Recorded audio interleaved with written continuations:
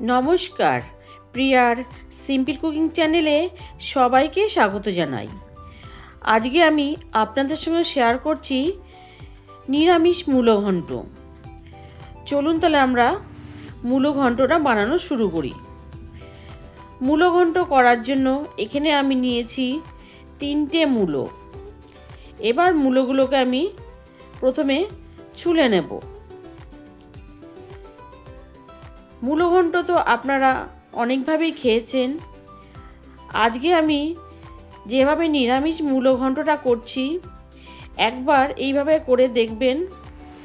এই মূলো ঘন্টটা দিয়ে কিন্তু ভাত কিংবা রুটি সব কিছুই খুব ভালো লাগে খেতে। আমার সব মূলোগুলোকে আমি একইভাবে ছুলে নিয়েছি। এবার ছুলে মূলোটাকে আমি ভালো করে ধুয়ে নিয়েছি। ধুয়ে নিয়ে এবার গ্রেটার দিয়ে আমি মূলোটাকে গ্রেট করে নেব।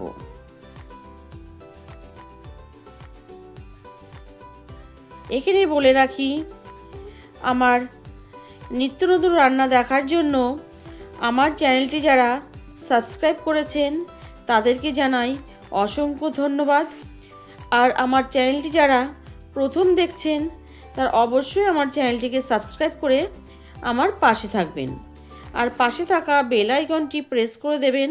যখন কোনো আমি নতুন ভিডিও দেব তার আপডেট সবার আগে আপনাদের কাছে পৌঁছে যাবে।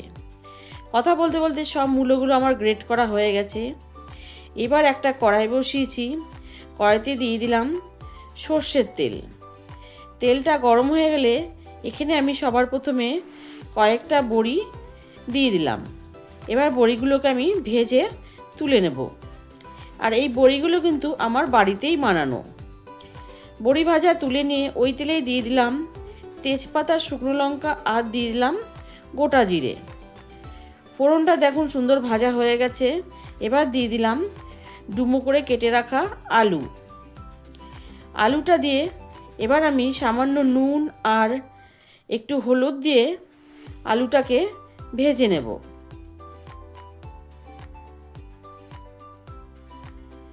আলুটা দেখুন সুন্দরভাবে ভাজা হয়ে গেছে।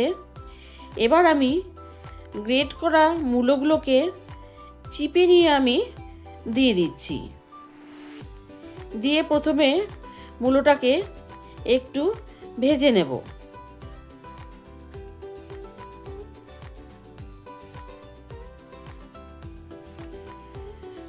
মূলোটা একটু ভাজা হয়ে গেলে এদিকে আমি নিয়েছি মৌরি। মৌরিটাকে আমি বেটে নেব।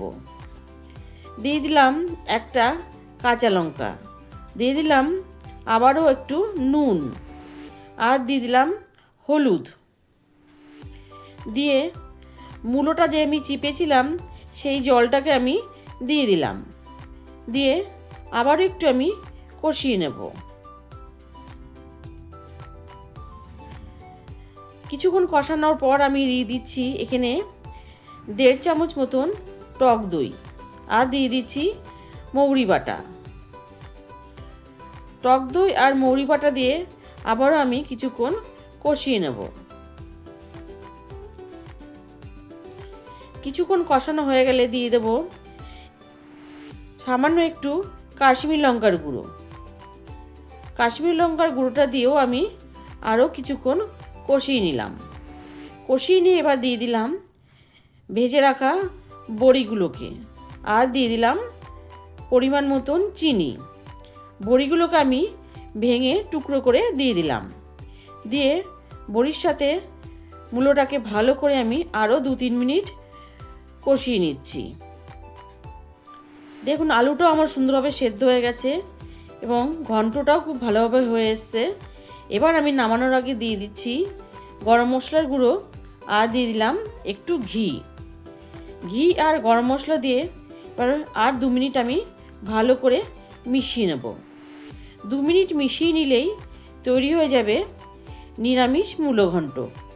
এবার আমি একটা সার্ভিং প্লেটে সার্ভ করে দিচ্ছি। কেমন লাগলো আমার আজকের রেসিপি অবশ্যই জানাবেন। ভালো লাগলে লাইক করবেন। সুস্থ থাকবেন, ভালো থাকবেন। ধন্যবাদ।